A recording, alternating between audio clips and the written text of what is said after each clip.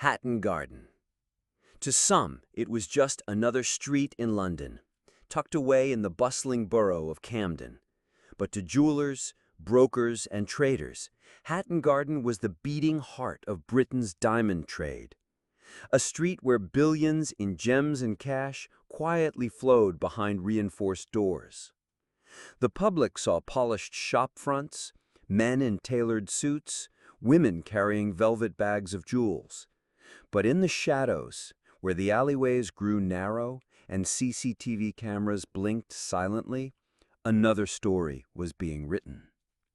In early 2015, a crew of unlikely criminals began circling this diamond district like hawks.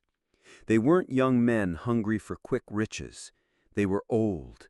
Gray hair, bad knees, pacemakers, dentures.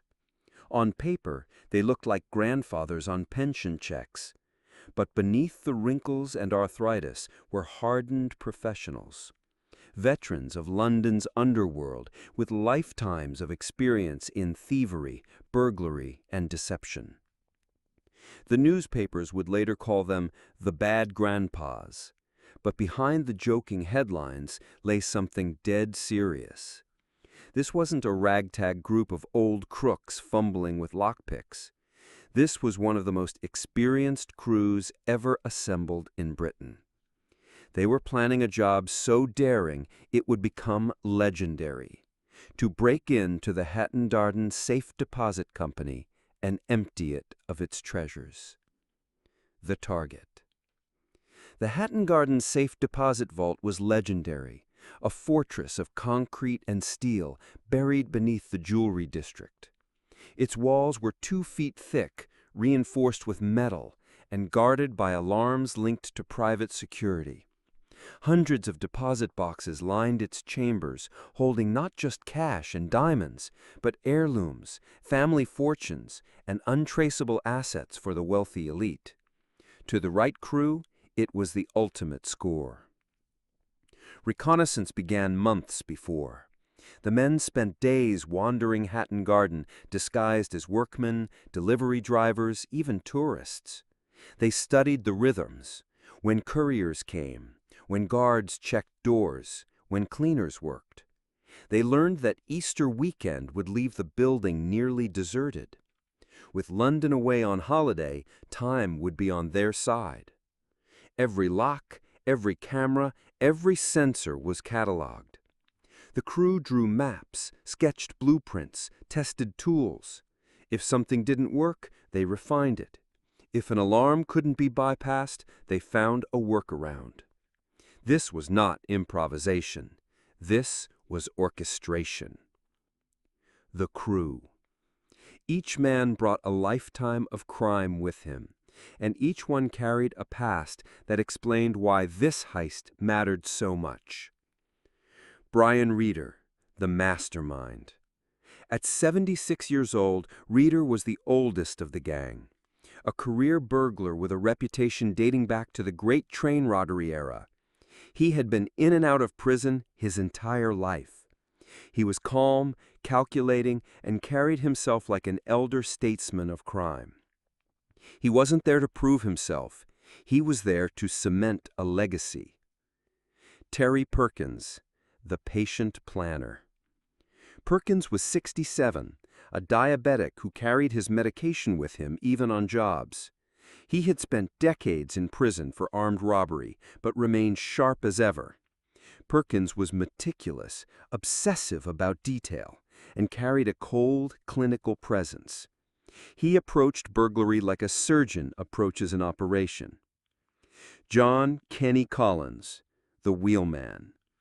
At 74, Collins was the driver. He knew London's roads like the back of his hand, and his specialty was logistics. How to get in, how to get out, where to dump vehicles, how to avoid police cameras. Collins was paranoid, but dependable, a man who could smell surveillance a mile away. Danny Jones, the burglar. At 58, Jones was the youngest of the main crew, but still far from youthful. He was brash, cocky, and fancied himself a master burglar. A career criminal with a flair for bravado, he thrived on the adrenaline of the job. Jones was the type who'd make jokes while drilling into a vault, masking nerves with arrogance. Carl Wood, the muscle. In his late 50s, Carl had the strength and hands-on ability to haul heavy gear, carry safes, and move loot. He wasn't the brains of the operation, but he was reliable when muscle was needed. The mystery associate, Basil. His real identity remained concealed for years. Known only as Basil, this shadowy figure was the key to the entire job.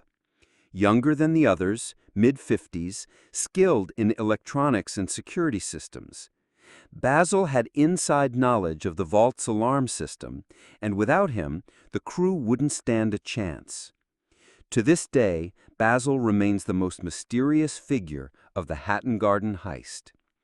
The stakes. For these men, this wasn't just about money. It was about defying time itself. They had grown old in a world where their kind was disappearing. Modern criminals used keyboards, not crowbars. The streets had changed. Technology had made burglary nearly impossible. Yet here they were, veterans of the old school, daring to prove that their methods still worked. The haul they envisioned was staggering. Early estimates suggested there could be £200 million in diamonds, gold, cash, and jewelry locked away in that vault. Even a fraction of that would make each man rich beyond imagination. But it wasn't just greed, it was ego. To pull off one of the largest heists in British history, at their age, under the nose of modern security, this would be their masterpiece, their legacy. The countdown. As Easter 2015 approached, the tension among the crew grew thicker. They met in pubs, back rooms, and nondescript flats, talking in hushed tones. Tools were tested, heavy-duty Hilti drills, industrial cutting gear, ropes and scaffolding. Vehicles were swapped, license plates changed, disguises prepared. Every man rehearsed his role. Reeder would oversee. Perkins would handle planning details. Jones and Wood would drill. Collins would manage the transport. Basil would deal with the alarms. The city moved on in its usual rhythm, unaware. Commuters spilled out of trains, businessmen bought diamonds, tourists wandered the streets. And in the minds of 6 aging criminals, the perfect storm was gathering. They were ready. The walls of the Hatton Garden Safe Deposit Company were about to be tested by men who had nothing left to lose and everything to prove. The plan was set, and now the crew moved into the most dangerous stage of any job, preparation. Talk was one thing, but action left footprints, and footprints led to prison. Every man in the gang knew that. Still, they pushed forward with the determination of veterans who had lived their whole lives by taking risks. The first problem was tools. Hatton Garden wasn't just another jewelry shop or a high-street bank. It was a fortress buried under concrete, reinforced with steel, designed to resist burglars, bombs, and fire. Getting inside would take more than crowbars and hammers. They needed industrial firepower. Drills, grinders, ropes, scaffolding, each piece chosen with care. The centerpiece was the Hilti drill, a massive diamond-tipped machine meant for construction sites, not burglaries. It was heavy, awkward, and deafening, but powerful enough to chew through the vault wall if handled correctly. Alongside it came angle grinders to slice through metal plating, bolt cutters for locks, crowbars for leverage. Every tool was bought with cash, sometimes through contacts, sometimes through unsuspecting middlemen. Nothing was ordered online, nothing left a receipt that could be traced back. The old men tested their machines in quiet garages, sparks spitting into the dark. They rehearsed lifting the drill, maneuvering it in tight spaces, checking how long it could run before overheating. They weren't young anymore. and every hour of practice reminded them of that. Arms shook, backs ached, and sweat poured, but none of them complained. For one last score, they would endure it. Meanwhile, the planning on the ground never stopped. Danny Jones and Carl Wood walked Hatton Garden for weeks, blending in as construction workers, shoppers, or repairmen. They studied the routines of the street, the guards making their rounds, the delivery vans pulling up, the workers locking the doors. They memorized the moments when the area grew still, when the city's constant noise dipped just enough to cover the sound of drilling. The conclusion was clear. Easter weekend was their chance. The bank would close Thursday night and remain shut until Tuesday morning. 4 whole days where no one would be inside, no alarms would be reset, no staff would stumble upon them. It was the perfect window. John Kenny Collins became the navigator. He mapped every alley, every side street, every possible entry and escape. He parked in different spots each time, studying which curbs drew attention and which ones seemed invisible. He watched the rhythm of police patrols, how long it took them to circle back, how often they slowed near the vault. He traced multiple getaway routes across London, rehearsing in his head what he would do if everything went wrong and blue lights flooded the street. To the others, Collins was more than the driver. They were their lifeline. But even the best drivers and the strongest drills meant nothing against the alarms. The vault had a guardian, and if that system triggered, no amount of planning would save them. That was where Basil came in. Younger, sharper, and far more mysterious than the rest of the crew, Basil carried himself like someone who knew exactly what he was doing and never said more than he had to. He wasn't a chatterer like Jones, nor did he have the gruff swagger of Perkins. He moved quietly, carefully, with the confidence of someone who understood wires and circuits in a way the others never could. The gang never spoke openly about where Basil came from, and later investigators would argue endlessly over who he really was. Some claimed he had inside connections to the vault, maybe even worked for the company that maintained the alarms. Others insisted he was simply that skilled, a technician who had studied security systems for years and knew how to turn them off without leaving a trace. Whatever the truth, one thing was certain.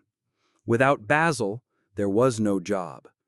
He would silence the alarm, and the others would do the rest. Piece by piece, the plan came together. Basil would lead them inside through the rear of the building, down an elevator shaft where they could lower their tools and slip in unseen. Once at the back wall of the vault, the Hilti drill would do its work, grinding a hole wide enough for a man to crawl through. Inside, the deposit boxes would be waiting, packed with jewelry, cash, gold and diamonds from London's Diamond District. They wouldn't be able to take it all, but even a fraction could set them up for life. In the weeks before Easter, tension ran through the crew like an electric current. Danny Jones bragged about how easy it would be, Perkins snapped at him to keep his mouth shut, and Collins urged caution at every turn. Jones and Wood were the muscle, Perkins especially, his temper always ready to flare. Collins was the cautious one, reminding them they weren't boys anymore, that one slip would send them to prison for the rest of their lives. And Basil kept quiet, working in shadows, checking circuits and layouts, and vanishing just as quickly as he appeared. Every man knew his role. Every man knew the risks. And as Easter weekend drew closer, London moved on as usual, unaware that beneath its streets, a crew of aging criminals was preparing to carry out what would soon be called the crime of the century. Easter weekend arrived, and with it, silence. London slowed to a crawl. Shops closed early, offices locked their doors, and the streets emptied. Families gathered at home, churches filled with worshippers, and somewhere below the city, a crew of old men prepared to do the unthinkable. On the night of April 2nd, 2015, they gathered their equipment, heavy bags filled with drills, crowbars, ropes, and grinders. The Hilti drill alone weighed nearly as much as one of them, but they hauled it all the same. Disguises were minimal: construction clothes, hats pulled low, gloves to keep fingerprints off the metal. Nothing flashy, nothing to draw eyes. They were shadows among the empty streets. Collins parked the van near Hatton Garden, scanning the mirrors again and again, making sure no one had followed. His heart pounded in his chest, but his face stayed still, the calm of a man who'd done this dance 100 times before. One by one, the others slipped out, blending with the darkness, their bags cutting into their shoulders. They moved toward the building that held the vault, not through the front like paying customers, but from the back, where a narrow alley swallowed them into silence. At the rear entrance, Basil stepped forward. This was his moment. While the others waited, he crouched by the door, hands working quickly, delicately, with tools most of the others couldn't name. To them, it looked like magic. Tiny clicks in the darkness, the sound of tumblers giving way, wires being coaxed into silence. Minutes passed like hours. Then with a quiet shift, the barrier opened. They slipped inside. The building swallowed them in darkness, a narrow staircase and an elevator shaft waiting to be their passage. One by one, they lowered bags of equipment down the shaft, ropes reeling softly against the metal. Their boots echoed faintly as they climbed into the belly of the building, hearts thudding in rhythm with every step. At the bottom, they reached the back wall of the vault, a fortress of reinforced concrete and steel designed to keep out armies. Danny Jones wiped sweat from his forehead and grinned in the dim light. "Piece of cake," he muttered, the kind of cocky bravado that annoyed Perkins instantly. "Shut it," Perkins growled. This wasn't the time for jokes. This was the moment everything balanced on a knife's edge. The Hilti drill was lowered into place. It roared to life with a deafening howl, echoing through the underground chamber. Sparks flew as the diamond-tipped bit chewed into concrete. The vibration rattled their bones, dust filling their air, choking their lungs. They took turns holding it steady, muscles straining, sweat dripping, the machine threatening to rip itself free from their hands. Hour after hour they worked, grinding deeper, the smell of burning stone filling the space. Finally, the wall gave way, a jagged hole just wide enough for a man to crawl through. The vault waited on the other side, dark and silent, a dragon's cave of treasure untouched for decades. Jones was the first to slip through, wriggling like a child through a tunnel, his laughter echoing when he landed inside. Perkins followed, grumbling, his knees aching as he squeezed through. One by one, the others entered, their eyes widening as they stood before rows of deposit boxes, stacked floor to ceiling, each one filled with the secrets of London's wealthy elite. Jewelry, diamonds, cash, gold, fortunes hidden away, never meant to see daylight again. They wasted no time. Hammers smashed into boxes, crowbars pried open locks, metal bent and splintered under their assault. The sound was deafening, the rhythm of steel breaking against steel, the clatter of boxes hitting the floor. Inside, velvet pouches spilled diamonds across the ground, cash bundles thudded onto the concrete, gold chains tangled like vines. They shoveled it all into bags, their hearts racing, their bodies trembling with greed and adrenaline. Hours passed, but they didn't stop. The pile grew higher, the bags heavier, until sweat soaked their clothes and their hands ached from swinging tools. At one point, Perkins stood over a half-open box filled with glittering stones and muttered, "Enough to feed us all for 10 lifetimes." But still they kept going, driven by the hunger that had carried them through every job of their lives. When the bags could hold no more, they dragged them back through the hole, heaving them up the elevator shaft with ropes, each man straining, grunting, cursing under his breath. The van waited above, and with every load they hauled, they were one step closer to walking away with millions. By dawn, they had done the impossible. The vault had been breached, its treasures looted by a crew of aging criminals who refused to fade quietly. London remained asleep, unaware of the storm that had just torn through its heart. But even as they packed up the last of the loot, something gnawed at the edges of their victory. They weren't finished. Not yet. The haul was massive, but the vault still held more. And in the minds of men who had built their lives on greed and risk, leaving treasure behind was unthinkable. The decision was made. They would come back for a second night. What began as triumph was already sliding toward disaster. The roar of the Hilti drill echoed like thunder in the vault chamber, bouncing off concrete and steel, rattling through the pipes above their heads. To anyone passing outside, the city seemed dead quiet, a holiday night with nothing stirring. But below ground, it was a different world.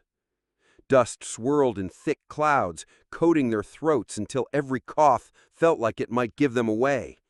The drill screamed again, a banshee wail in the bowels of Hatton Garden. Perkins barked orders between gasps of breath. He was the general down there, even if the others resented him for it.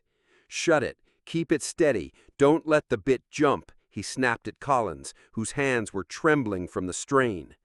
Collins wasn't the strongest anymore, but he refused to admit it. His arms shook as the heavy machine bucked against the wall, and sweat poured down his face, cutting rivers through the gray dust clinging to his skin. Jones stood back, hands on his hips, grinning through the grime. "Bloody hell, listen to it sing!" he shouted, his voice half lost under the machine's howl. His eyes gleamed with the thrill of it, the way only a true thief could admire the beauty of destruction. Perkins shot him a glare, but Jones only shrugged. To him, this wasn't just about money. It was about the rush, the beating heart of the job. Basil stayed quiet, working in the shadows, his eyes darting across the walls, his ears tuned to the hum of alarms that weren't there. He didn't trust luck, not here. Every sound above, pipes groaning, dust shifting, made him freeze for half a breath. The others noticed, but they let him be. Basil's paranoia had saved them more than once. Hours passed. The drill chewed through feet of concrete, then the thick steel lining beneath. Sparks spat out, burning tiny holes into their overalls. The smell of hot metal mixed with concrete dust until the air grew heavy and acrid, choking them. They pulled their shirts over their mouths, coughing, spitting grit onto the floor. Their ears rang so loud from the noise that silence seemed impossible to imagine. At one point, Collins slumped against the wall, chest heaving and hands raw from gripping the vibrating monster. "I can't bloody feel my arms," he muttered, his voice trembling. Perkins didn't even look at him. "No one cares. Keep at it." The words were sharp, merciless, but that was how he ran things. Weakness, hesitation, those could get you caught. Finally, after what felt like an eternity, the bit punched through. A rush of stale, untouched air hissed out from the other side of the wall. The crew froze, their ears ringing, their lungs straining. Jones crouched down, brushing away fragments of steel with his gloved hands, his eyes wide. "We're in," he whispered, as if the vault itself might be listening. The hole wasn't large enough yet, not by a long shot. For another hour they widened it, sweat soaking their clothes until their bodies felt hollowed out. Then Jones wriggled through first, his boots disappearing into the dark hole like a rabbit diving into its burrow. On the other side, his voice echoed faintly, "Jesus Christ, it's beautiful!" One by one they followed. Basil slid in silently. Perkins cursed as his shoulders scraped the jagged concrete. Collins grunted, struggling to pull his belly through, the others yanking him from the far side. And then, for the first time, they stood inside the vault. It was colder here, the air still and heavy. Fluorescent strips hummed faintly above, casting the rows of deposit boxes in a pale glow.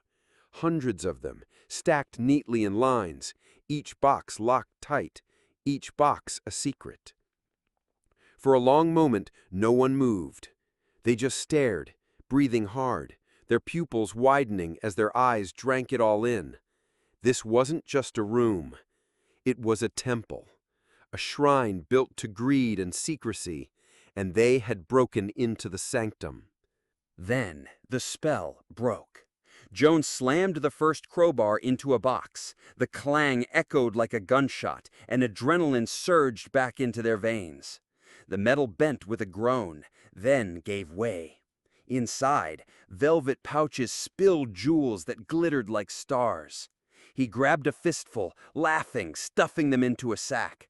"We're rich," he breathed, almost in awe. The others moved fast. Crowbars pried, hammers pounded, boxes clattered to the floor in showers of sparks.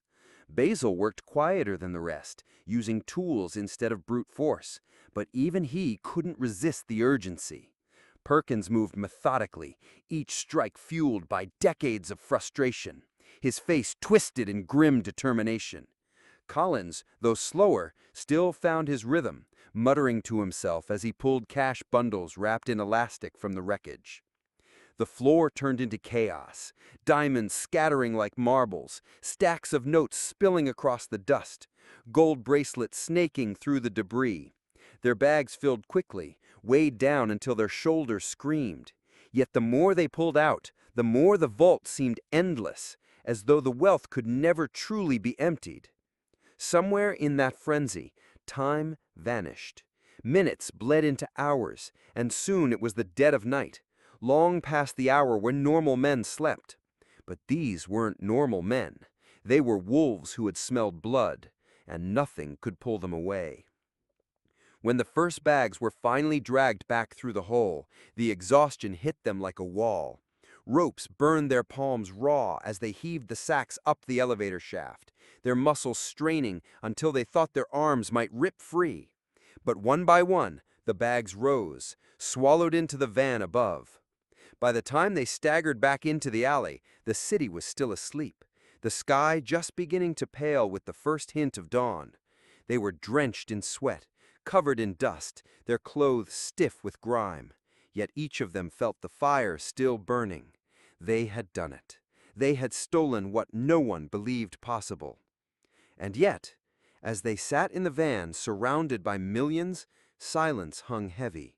Because every man there knew the same truth. The vault was not empty. They had left behind boxes, unopened, untouched, waiting. And greed is a disease that never sleeps. It was Collins who broke the silence. "We go back," he said flatly. Not a question, a statement, a decision already made. Perkins scowled but didn't argue. Jones's grin returned, wide and reckless. Even Basil, quiet and cautious, didn't protest. They all knew it. They weren't finished.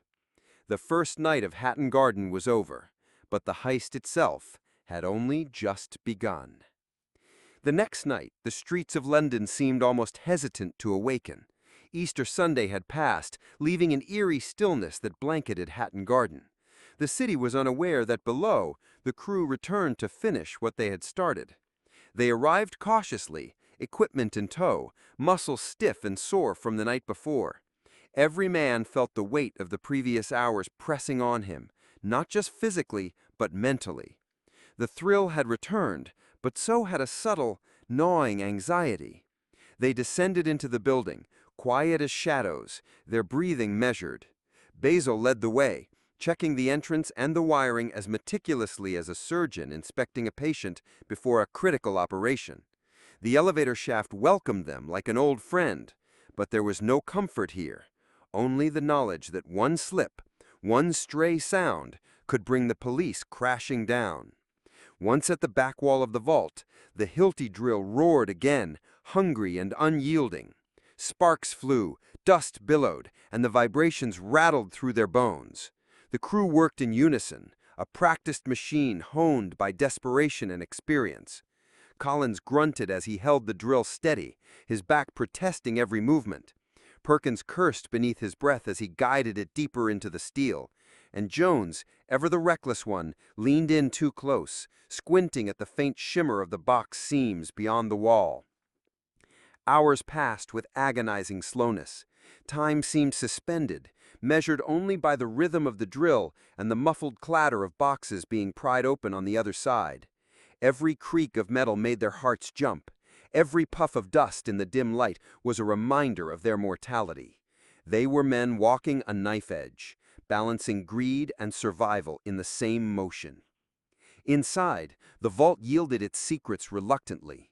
Cash bundles were wrapped tighter than any man could hope to count in one night. Jewelry glinted from velvet cushions, diamonds scattering light like shards of the moon. Gold chains tangled over boxes, coins spilling like rivers of liquid metal. The crew moved tirelessly, the physical effort matched only by the mental strain of keeping track of what had been taken and what remained. Tension crept in between them as fatigue set in. Perkins snapped at Jones for dropping a bag of coins. Collins argued quietly with Basil over how long to pause before lifting another sack. The older men were exhausted, but the youngest, Basil, seemed untouchable, calm, precise, never rushing, never faltering. He moved through the chaos like a shadow, making every action count. By the early hours of the morning, they had emptied a significant portion of the vault. Their bags were heavy, bulging with riches beyond most men's imagination. Yet, as they paused to catch their breath, the quiet whispered a dangerous truth. There was still more. The allure of unopened boxes, untouched gold, and hidden cash pulled at them like a magnet. The decision was unanimous. They would take just a little longer, one final sweep before vanishing into the night. The final hour was a frenzy. Tools flew, hammers struck metal, and boxes gave way with squeals and groans. Dust coated every surface, every hand, every sleeve. Sweat stung their eyes, and their muscles screamed for relief, but adrenaline drowned it all out. They were no longer a gang of old men. They were predators in their element, driven by greed, experience, and the intoxicating taste of power. Finally, when the last safe deposit box was pried open, the crew dragged the final bags through the hole in the wall. Each step up the elevator shaft was a battle against exhaustion, but also a careful dance to avoid noise. Once outside, they loaded the van, double-checked their route, and melted into the streets. London, still sleeping under the soft light of dawn, remained oblivious to the disaster that had just unfolded below its surface. For the first time, they allowed themselves to exhale. The job was done. Millions of pounds in cash, jewelry, and gold had been taken. No alarms had been triggered, no guards had been harmed, no one had been caught. It was a triumph, the culmination of meticulous planning, precise execution, and nerves of steel. And yet, in the quiet aftermath, each man knew this victory carried weight beyond the money. The risks they had taken, the precision required, the sheer audacity of their actions. It was a story that would echo long after the streets returned to normal. They had struck at the heart of London's wealth, unchallenged, unstoppable, and in doing so, carved their names into the annals of criminal history. The Hatton Garden Heist was complete. The morning after the second night, London woke to business as usual. Shops opened, commuters streamed through streets, and the city hummed with its familiar rhythm. Yet below the surface, a crime of unprecedented scale had taken place. Hatton Garden, a fortress of wealth, had been stripped bare, and no one knew who had done it or how. Inside the police station, the first reports trickled in. Guards and staff were shocked, but unaware of the magnitude. Alarm logs were checked and CCTV footage scrutinized, but there were gaps, blanks in the recordings, cameras pointing the wrong way, shadows where there should have been clarity. The sheer audacity of the heist left investigators reeling. How could men penetrate a reinforced vault, disable alarms, and vanish without leaving a trace? Detectives descended on the scene with caution and disbelief. They measured the hole in the vault wall, took photographs of the scattered debris, and began cataloging the missing items. Every box that had been pried open, every bundle of cash lifted, every scattered diamond told a story, yet the story was incomplete. Names were checked, fingerprints dusted, and every lead was pursued, but the trail was faint, almost non-existent. Meanwhile, the crew dispersed, blending back into everyday life as if nothing had happened. Collins and Jones returned to their routines, old habits masking the adrenaline still pulsing in their veins. Perkins counted his share meticulously, dividing stacks of cash into envelopes, ensuring that every piece of the haul was accounted for. Basil remained elusive, disappearing into the city, a ghost who had orchestrated the silence of alarms and the precision of entry. Rumors began to swirl almost immediately. Neighbors reported strange vans parked nearby, odd activity in alleys, and the occasional glimpse of men carrying heavy bags. Yet no one connected the dots. The press, hungry for sensational stories, called it a mystery heist. But the reality was even more astonishing. The thieves had struck with military precision, exploiting weaknesses in the system that no one had thought to defend. As investigators pieced together the events, a picture began to emerge. The crew's age was surprising. They were older, experienced men, some with decades of criminal history, yet their methods were methodical and deliberate.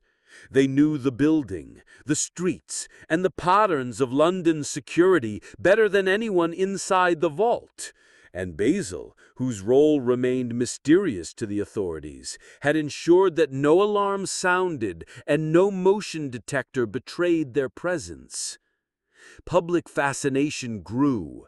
Newspapers ran stories about the great Hatton Garden Heist, painting the men as a mix of villains and folk heroes. Every detail uncovered: how they used the elevator shaft, how they drilled through concrete, how they handled the loot, captured imaginations. The scale of the crime, the audacity, the precision, it became a legend even before arrests were made. Eventually, cracks appeared. Investigators found overlooked evidence: a discarded tool, a fingerprint, a neighbor's vague memory of movement. Slowly, the net began to close. Arrests followed. Jones, Collins, Perkins, and the others were taken in one by one. They faced questioning, interrogations that lasted hours, and the cold, meticulous logic of the law. The planning that had been their greatest weapon now became their undoing. Each testimony, each small mistake, unraveling the story of the heist in detail. The crew's sentences reflected the scale of their crime: years in prison, fines, and the return of some, but not all, of the stolen goods. Basil, the elusive technician, disappeared from the public record, a figure of speculation, his fate as mysterious as his role in the operation. Hatton Garden itself was rebuilt, reinforced further, a reminder that even the cleverest plans eventually meet the weight of justice. Yet for the public, the legend lived on. It was a story of audacity, skill, and the irresistible pull of greed. A heist executed by men who were meticulous, bold, and unrelenting. A crime that became a benchmark, a measure of what human cunning and courage, illegal though it may be, could achieve. In the end, The Hatton Garden Heist was more than just theft. It was a masterclass in planning, patience, and execution. A testament to human daring and a chilling reminder that even the oldest and most cautious of systems can be undone by those who understand them best. The streets of London returned to normal, but the story of what happened in those quiet Easter nights would never be forgotten. If you enjoyed today's video, we thank you very much. Please like and subscribe to Rare Breed Chronicles. And let's dive into another story that defies the ordinary. Erie, Pennsylvania, August 28, 2003. The kind of late summer afternoon that feels utterly forgettable. The air is heavy, humid, buzzing with cicadas. Erie is a quiet city on the edge of Lake Erie, a place where excitement usually means a high school football game or a street festival. But today, something unthinkable is about to unfold. A crime so strange and twisted it will leave investigators stunned for years. And at the center of it is a man named Brian Wells. Brian isn't the kind of man anyone expects to be part of a headline. At 46 years old, he lives a modest, almost invisible life. A pizza delivery driver for Mamma Mia's Pizzeria, Wells is quiet, unassuming, a man known by friends and co-workers as reliable, if not especially remarkable. He rents a small apartment, spends free time watching TV or tinkering with crossword puzzles, and has never made much of a ripple in his community. But just after 1:30 p.m. on this particular Thursday, Wells receives a call at the pizza shop. A delivery order. Nothing unusual, except for the location. The caller requests 2 small pizzas, delivered to a strange address, 1361 Peach Street. It isn't a home. It isn't a business. It's a television transmission tower at the end of a dirt road on the edge of town. For Brian, it's just another delivery. He loads the pizzas into his car, a rusty 1993 Geo Metro, painted a faded shade of blue, and heads out. The tower looms ahead as he drives down the desolate dirt path, its steel frame rising against the hazy sky. No houses nearby, no people. Just a strange, isolated place for someone to want lunch. Brian pulls up, parks his car, and gets out. He doesn't know it yet, but he has just walked into a carefully laid trap. When he fails to return on time, no one at the pizzeria thinks much of it. Deliveries sometimes run late. But in reality, Brian is being ambushed. Exactly what happens in the next few minutes is still debated to this day. What we know for certain is this: Brian Wells is overpowered by at least 2 individuals. They force him to the ground and lock a heavy metal collar around his neck and snap shut a 4-digit combination lock. Attached to the collar is a crude homemade device. It's bulky, strapped with wires, encased in a box with a digital timer. To Brian, it looks real. To police later, it will prove to be terrifyingly real. In his hands, they place a cane. But this is no ordinary cane. Hidden inside the wooden shaft is a working shotgun, a weapon disguised as something harmless. And then comes the final piece, a stack of papers, handwritten instructions covering multiple pages. The orders are strict, commanding, filled with a mix of menace and puzzle-like tasks.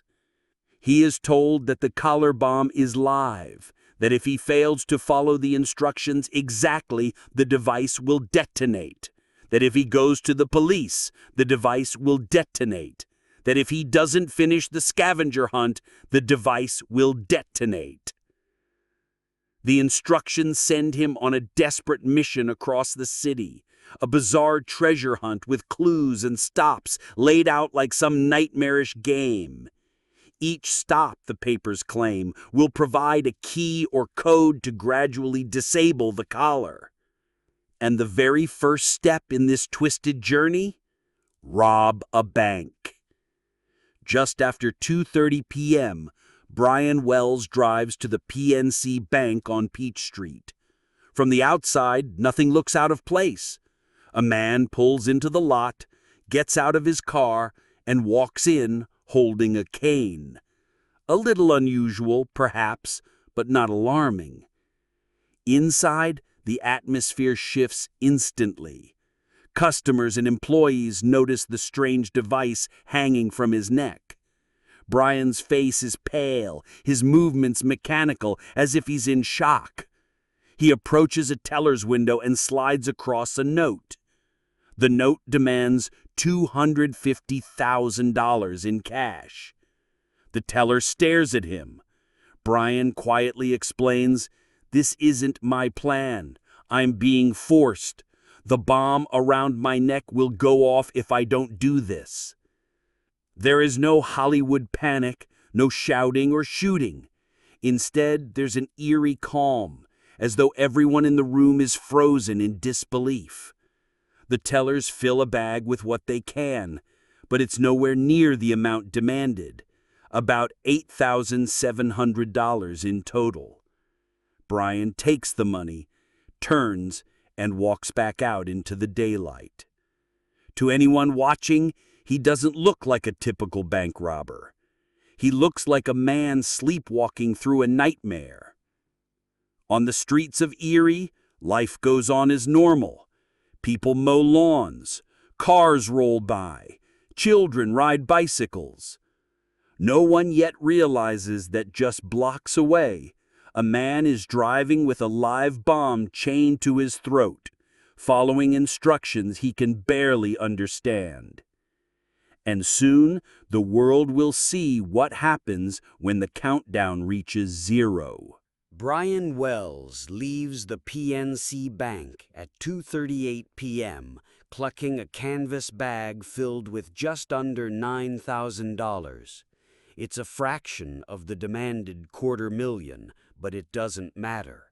He has no time to argue. In his car, the instructions sit in the passenger seat, pages upon pages of orders scrawled in black marker, a scavenger hunt that reads like something from a sadistic puzzle maker. He is told where to drive next. He is told what to pick up. He is told that if he deviates even slightly, the bomb will detonate. The clock is ticking. But Brian doesn't get far. Within minutes, police are on him. A radio call has gone out. Suspicious robbery at PNC Bank. Suspect armed, device around his neck. At 2:50 p.m., less than 15 minutes after the heist, state troopers swarm onto Peach Street and cut Brian off. His old Geo Metro sputters to a stop in the parking lot of Eyeglass World, just a few blocks from the bank. He steps out of the car, clutching the cane. Officers shout, guns drawn, ordering him to the ground. He obeys. He sits cross-legged on the asphalt, hands raised in surrender. And now the spectacle begins. Shoppers and bystanders gather at a distance, confused, watching the scene unfold. Television news crews, already nearby for a separate story, rush to the site and set up their cameras. The image beamed across Erie that afternoon is unforgettable. A middle-aged man in a white t-shirt, handcuffed on the pavement, with a bulky metal collar locked around his neck. His face is twisted with panic, his voice desperate. "It's going to go off," he pleads. "It's going to go off." Police keep their distance. They don't dare approach, not with a live bomb strapped to his body. They radio frantically for the bomb squad, urging them to hurry.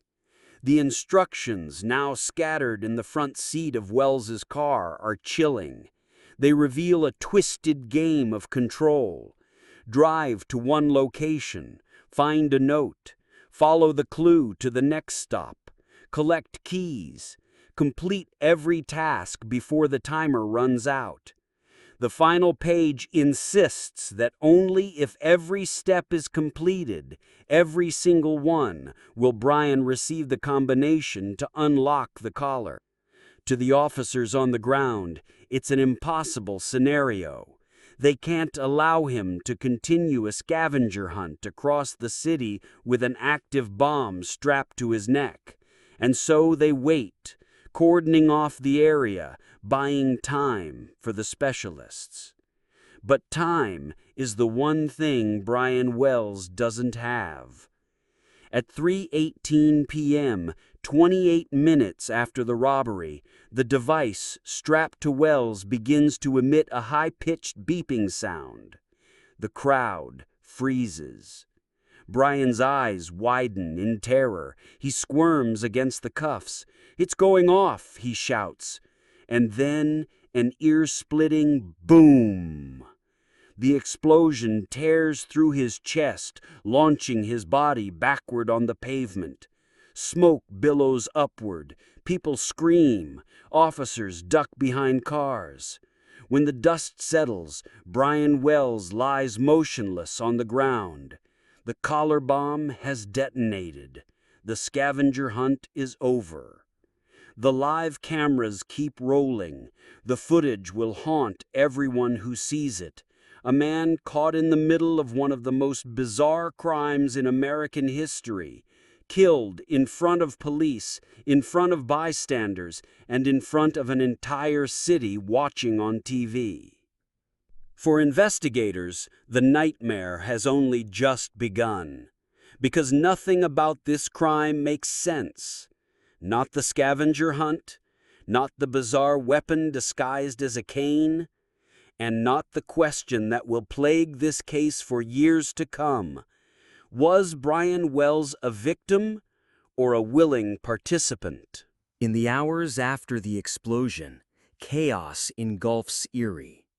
Police swarm the scene, cordoning off the area where Brian Wells' body still lies, his shirt shredded, the steel collar still locked in place around what remains of his neck. Bomb technicians inch forward cautiously, fearing there may be a second trigger. The scavenger hunt notes are gathered and spread out on squad car hoods. Investigators read them in disbelief. It's like something out of a twisted puzzle book, riddles, driving directions, and cryptic warnings. One instruction reads, "Act now, think later, or you will die." Another, "This is not a hoax." And the chilling thing is, it wasn't. At first, the FBI can't make sense of the case. Why such a bizarre plot? Why a scavenger hunt? Why involve a pizza delivery driver? The nation is glued to their televisions. To some, Wells looks like a victim caught in a sick game. To others, he looks like a willing accomplice who thought he could outsmart the plan and lost. But behind the confusion lies a truth stranger than anyone can imagine. Weeks after the robbery, police receive a disturbing tip. A man named Bill Rothstein has called 911. His message is cryptic. "At my house, there's a body in the freezer." When investigators arrive, Rothstein calmly leads them inside his home, a cluttered property on Peach Street, less than 2 miles from where Wells died. In the garage freezer, wrapped in tarps, is the body of James Roden, a local man shot and killed days earlier. And this is where the threads begin to connect. Bill Rothstein is not your average suspect. Brilliant, eccentric, reclusive, he was once described as a gentle giant in his community, a handyman who could fix almost anything. But beneath that quiet surface lies a darker eccentricity. Years earlier, Rothstein nearly killed himself, leaving a bizarre suicide note detailing how he'd helped a woman hide her boyfriend's corpse. That woman was Marjorie Dial Armstrong. Marjorie is a figure out of a psychological thriller, a highly intelligent woman, once a straight-A student, who slowly descended into paranoia and violence. Diagnosed with bipolar disorder and other mental health conditions, she had a long history of erratic behavior, lawsuits, and disturbing outbursts. By the time she's linked to Rothstein again in 2003, she's already connected to the deaths of multiple men in her life. Investigators will eventually piece together the chain. Marjorie wanted Roden dead. Rothstein helped her hide the body. But Roden's murder was only one layer of the onion. The larger plan was something far more bizarre. Through months of interrogations and wiretaps, the FBI uncovers an alleged scheme hatched by Marjorie, Rothstein, and others. The target? A local bank. The motive? Money to fund another murder-for-hire plot. And the means? A collar bomb. Rothstein's engineering skills, Marjorie's unstable ambition, and the involvement of yet another conspirator, a drug dealer named Kenneth Barnes, swirl together into a plot that makes less sense the more you look at it. The scavenger hunt wasn't just some cruel prank. Investigators believe it was designed to buy time for the conspirators to escape. If Wells successfully followed the trail, he'd spend hours driving across town while the mastermind slipped into hiding. But here's the twist. The scavenger hunt wasn't solvable. The final instructions led to a dead end. Wells was never meant to survive. Still, one central question haunts the case. Was Brian Wells an innocent hostage, or was he in on it? Authorities uncover evidence suggesting he may have known something about the robbery ahead of time. Witnesses say Wells occasionally bragged about making easy money. Others claim he thought the bomb was fake. But then again, what kind of man would agree to strap a device like that around his neck unless he believed he could walk away alive? For the FBI, the case morphs from a robbery investigation into a bizarre character study, a web of unstable personalities, half-truths, and conflicting stories. And as they push deeper into the lives of Rothstein, Marjorie, and Barnes, the line between victim and conspirator blurs until it's almost impossible to see. Even after Marjorie Dial Armstrong's conviction and the unraveling of the conspiracy, Erie is left with questions that refuse to be answered. The city's quiet streets still echo with the memory of a man who walked into a bank with a bomb around his neck and never walked out. Brian Wells' story is one of terror, confusion, and tragedy. A moment frozen in time that seems almost too surreal to be real. The trial explained some of the logistics, the players, and the motives. We learned of Marjorie's brilliance turned dangerous, of Rothstein's engineering skill and morbid fascination, and of Kenneth Barnes' reluctant involvement. But even with decades of investigation, a cloud of uncertainty hangs over the case. Brian Wells' exact role remains debated. Was he an innocent pawn, coerced and terrified, forced into a nightmare he could not escape?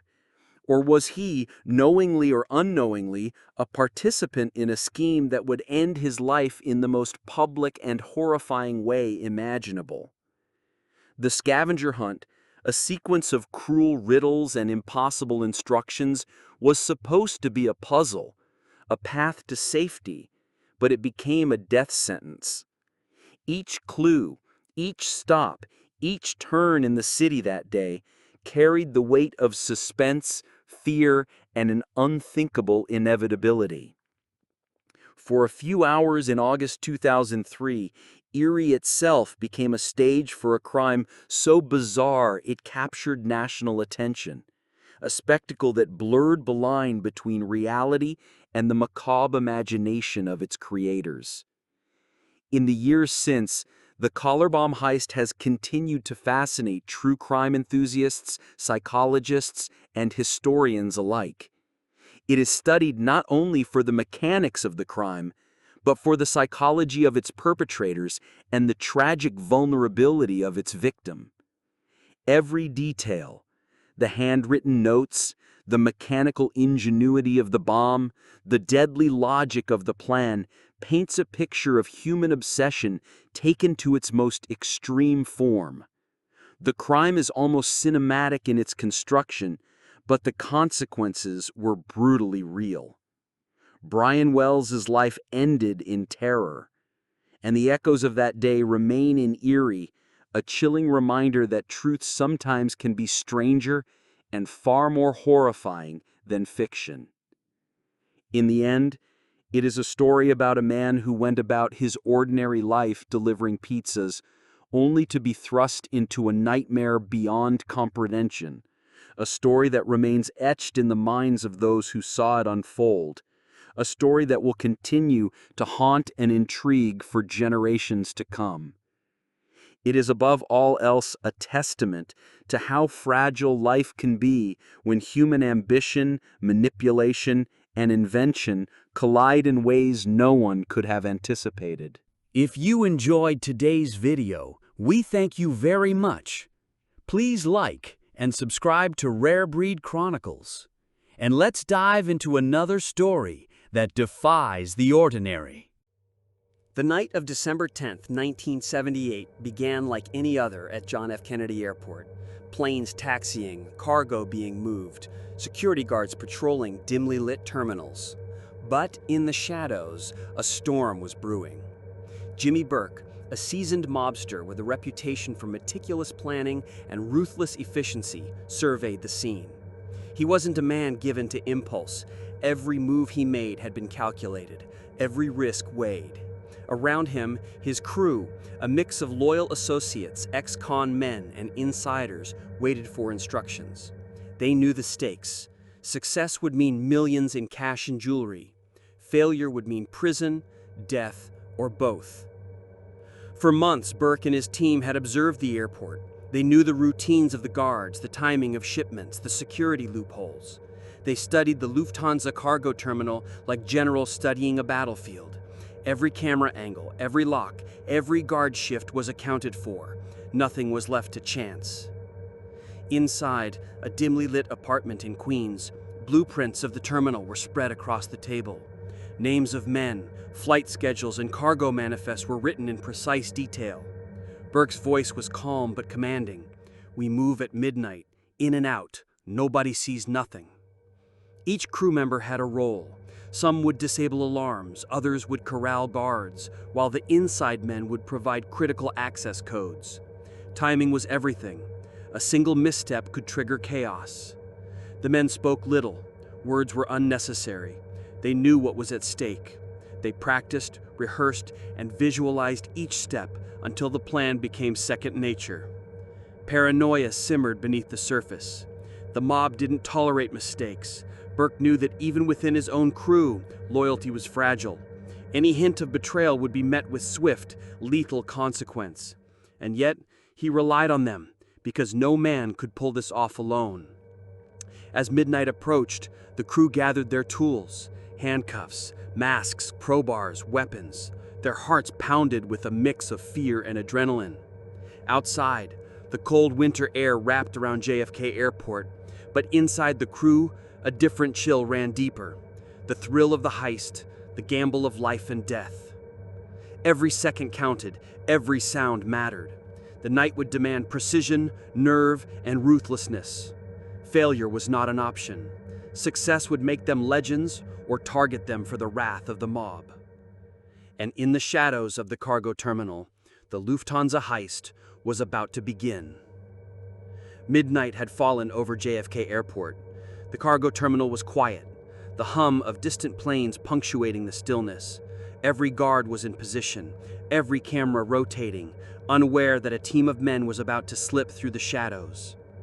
Jimmy Burke's crew moved like ghosts. Masks concealed faces, gloves covered hands. Every movement had been rehearsed. The plan, perfected over months, now came alive. Inside the terminal, the team encountered their first obstacle, a locked door. Burke's men bypassed it with practiced precision. Alarms were disabled, circuits cut, and within minutes the path to the Lufthansa vault was clear. The tension was palpable. Every sound, a creak of metal, the whisper of a footstep could spell disaster. The crew corralled the night shift guards. Handcuffs clicked, orders were shouted softly but firmly. One wrong move, one scream, and the operation would collapse. Yet Burke's men had rehearsed every scenario. The guards were immobilized, restrained, powerless witnesses to the unfolding robbery. Then came the cargo. Crates stacked high, each marked with codes and manifests. Inside, millions in cash, bonds and jewelry, all destined for transport overseas. The men worked with precision, loading bags and boxes into waiting trucks. Every second mattered. The air was thick with adrenaline and fear. Burke watched with a practiced calm. He was the conductor of this deadly orchestra. No one moved without his signal. Every action, every bag, every placement was deliberate. The heist was a masterclass in criminal efficiency. The crew loaded the last of the cargo. Sweat dripped, hearts raced. Outside, the world remained oblivious to the audacity unfolding within the terminal. Then, as silently as they had entered, they vanished into the night, leaving behind restrained guards and empty vaults. In the aftermath, the scale of the theft became clear. $5 million in cash, $6 million in jewelry, the largest cash robbery in American history at the time. Success was absolute. Fear and euphoria collided. Did pulled off the impossible. But celebration was brief. Burke's mind was already turning, calculating, planning. Trust was fragile. Each man who knew the plan was a potential threat. Loyalty in the mob world was as deadly as any bullet. One misstep, one loose tongue, and the myth of the Lufthansa heist could unravel in blood. The night ended in silence, but in the shadows, paranoia had begun to root. But perfect crime had been executed, but the consequences, murders, betrayal, and eventual investigation were already looming. The heist was over. Millions in cash and jewelry had vanished into the night. But for Jimmy Burke, success was only the beginning. In the world of organized crime, trust is rare, and after a heist of this magnitude, paranoia is inevitable. Burke knew that every man who participated, every insider who had knowledge, was a potential threat. Someone might talk, someone might betray him, and in the mafia, betrayal is met with one response: death. Over the next months, bodies began to pile up. Crew members and associates disappeared one by one. Some were found shot, their bodies left in abandoned lots. Others vanished entirely, presumed killed quietly to prevent them from talking. Burke's cold, methodical approach ensured that fear would silence anyone who might compromise him. Even close friends of the crew were not safe. Rumors, paranoia, and suspicion ruled the streets. No one knew who would vanish next. The same men who celebrated their audacity during the heist now feared their own shadows. Law enforcement began to take notice. FBI agents, local police, and federal prosecutors pieced together fragments of information, eyewitness accounts, suspicious deaths, and whispered rumors of Burke's operation. Yet the case was labyrinthine. The heist had been executed with precision, leaving minimal evidence. Detectives were frustrated, blocked at every turn by Burke's careful orchestration. The mafia itself was not immune to the fallout. Burke's power grew, But so did tension within the organization. Members feared exposure, rivals considered striking, alliances shifted in whispers. Violence was both a tool and a warning. The Lufthansa heist had changed the balance of power in New York's criminal underworld. The paranoia escalated further. Burke's own men became wary, watching each other, questioning every action. Even loyalty was transactional. Burke knew that eliminating those who might talk, quietly, efficiently, without attracting attention, was the only way to protect himself. And so he did. Murder became a method of control, as much as a tool of survival. Meanwhile, investigators continued their pursuit. Interviews, surveillance, and subpoenas slowly unraveled the network. Each discovery brought new tension, new fear among those involved. Yet Burke remained elusive, a phantom moving within the shadows he had mastered for decades. The heist, perfect in execution, had triggered a chain of violence and betrayal that would leave a trail of bodies, paranoia, and terror for years to come. Years passed, but the shadow of the Lufthansa heist refused to fade. Jimmy Burke, the mastermind, had secured his place in criminal legend, yet even he could not escape the consequences of his audacity. Paranoia had hollowed his world. Associates vanished, friends disappeared, fear was constant, and trust a rare commodity. Burke's empire slowly unraveled. Law enforcement, persistent and patient, began connecting the scattered threads. Surveillance, informants, and relentless investigation brought the authorities closer to the truth. Murders that once seemed random were now pieces of a larger puzzle. Yet, despite their efforts, many questions remained unanswered. The bulk of the stolen loot, millions in cash and jewelry, was never recovered. Crew members' fates were shrouded in mystery, and the legend of the heist grew with every unsolved clue, every whispered rumor, every cinematic retelling. Jimmy Burke himself met a quiet end. He never went to prison for the heist itself, but his life became a cautionary tale. A man who had achieved the perfect crime, yet could not escape the paranoia, betrayal, and violence it unleashed. Associates were killed to protect secrets, and the rest scattered, leaving only fragments of the story behind.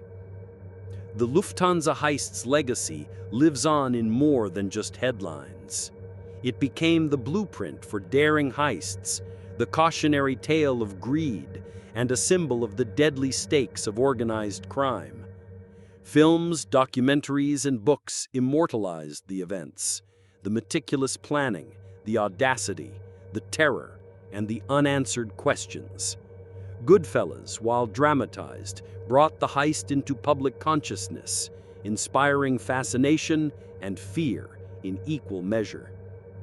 The truth, however, remains darker than fiction. Millions disappeared, men were murdered, paranoia ruled the streets, and Jimmy Burke, the man behind the audacity, became a ghost story, whispered among mobsters and law enforcement alike. The perfect crime had been executed, but its consequences stretched far beyond the night of December 11th, 1978. The Lufthansa heist was more than a robbery. It was a lesson in human greed, criminal ingenuity, and the deadly cost of ambition. Its ghosts linger in the shadows of JFK Airport, in whispered legends, and in the story of a man who dared to steal millions and survived only to watch the world burn around him. If you enjoyed today's video, we thank you very much. Please like and subscribe to Rare Breed Chronicles. And let's dive into another story that defies the ordinary. December 6th, 2007, King's Cross, London, midnight. The streets are quiet, unsuspecting. But inside the Verizon data center, the calm is about to be shattered. A team of men, led by Terry Ellis, dressed in police uniforms, approaches with precision. Every movement is calculated, every second rehearsed. Tonight, £5 million in computer equipment will vanish. Ellis and his crew convince the security staff they are investigating a rooftop intruder. Confusion spreads instantly. Guards comply as Terry and his men produce handcuffs and radios, taking control without a single shot fired. Authority, reinforced by uniforms and confidence, turns resistance into compliance. Rooms are cleared methodically. Every employee is accounted for, handcuffed and positioned where they cannot interfere. The crew moves like a military unit, swift, silent, and ruthless in efficiency. Pallets of high-value computer equipment are loaded into waiting vans. The heist unfolds with surgical precision. Items are scanned, packed, and stacked, while security remains immobilized. Terry Ellis oversees every detail, ensuring nothing is left behind, nothing forgotten. Every second counts. The crew works against time, knowing that discovery would turn this daring operation into disaster. By the end of the night, £5 million worth of equipment has been removed, leaving the data center empty and the staff bewildered. The vans leave the facility, slipping into London's maze of streets. CCTV cameras capture fleeting glimpses, but nothing definitive. Terry and his crew disappear into the night, leaving behind chaos, questions, and a crime that will baffle authorities. The perfect crime, at least for now, has been executed. By dawn, news spread like wildfire. The Verizon data center had been stripped bare. £5 million in cutting-edge equipment vanished in a meticulously executed raid. Employees, still recovering from the shock of handcuffs and intimidation, described a scenario that seemed like a military operation rather than a robbery. Police arrived on the scene. Panic gave way to analysis. Evidence was scarce. No shots fired, no immediate alarms triggered, no obvious traces left behind. But investigators knew the sophistication indicated a mastermind, someone who had studied the target for months. Detectives from Scotland Yard and local London authorities combed the area. CCTV footage, employee interviews, and forensic evidence were examined with painstaking care. Patterns began to emerge: routes taken, timing, and the seamless coordination of vehicles and personnel. Ellis's crew had left almost no physical evidence, but subtle mistakes. A discarded uniform, a brief lapse in surveillance began to reveal cracks. Investigators realized they were dealing with professionals, a crew led by someone who treated the heist like a military operation. Investigators traced the stolen equipment through a web of fences, pawn shops, and underground connections. Each transaction brought them closer to the culprits. The trail pointed unmistakably toward Terry Ellis, a man with a history of meticulous planning and audacious crimes. As the investigation intensified, tension grew among the crew. The same precision that enabled them to execute the heist now heightened the stakes. Surveillance, informants, and forensic breakthroughs began to isolate Ellis and his accomplices. One misstep could unravel months of preparation. With every lead, police tightened the net. Vehicles were monitored, safe houses searched, and financial transactions analyzed. Ellis, realizing the investigation was closing in, began to strategize his next moves. But the pressure of constant surveillance, the risk of betrayal, and the relentless pursuit of justice would test even the most disciplined criminal mind. The chase had begun in earnest. The masterful execution of the heist was now only the first act. The real drama, the pursuit, betrayal, and unraveling of the crew was about to unfold. Ellis's empire of precision was being tested. Every ally could turn informant. Every escape route could be compromised. The game of cat and mouse had begun, and the stakes were higher than ever. Act 3, the manhunt, betrayal, and unraveling of the crew, was about to push every player to the edge. Weeks after the heist, the streets of London buzzed with rumors of the stolen £5 million. Police and Scotland Yard intensified their investigation, pooling resources and following every lead. Every pawn shop, every dealer, every suspicious transaction became a piece of the puzzle, pointing toward Terry Ellis and his crew. Surveillance teams monitored known associates. Forensic analysis and CCTV footage slowly narrowed down the network. Investigators realized they were chasing not just a man, but a meticulously organized operation, one that had anticipated contingencies at every turn. Even the most disciplined criminal operations are vulnerable from within. Fear, greed, and self-preservation began to strain Ellis's crew. Some members, pressured by authorities or offered leniency, began to talk. Each confession revealed routes, safe houses, and the inner workings of the operation. The very precision that had enabled the heist was now the source of their vulnerability. Investigators pieced together timelines, vehicle movements, and financial trails.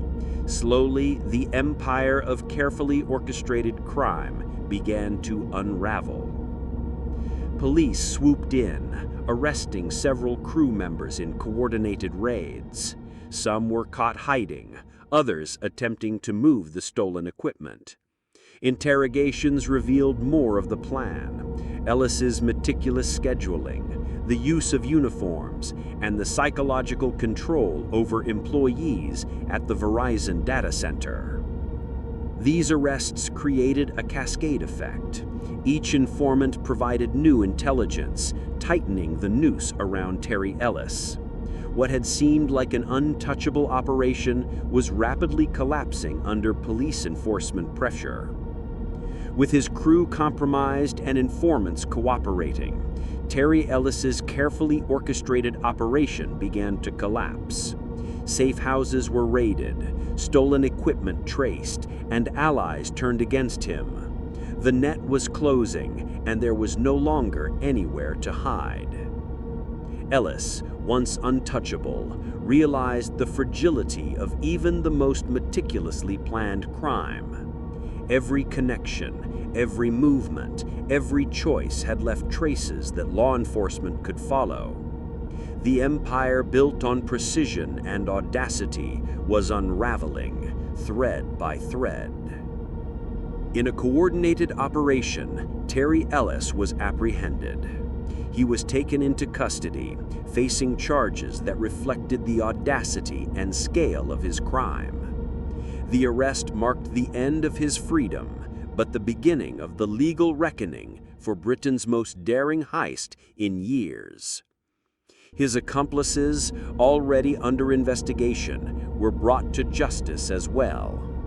The once seemingly flawless crew, whose planning rivaled military operations, had been dismantled by law enforcement and betrayal alike.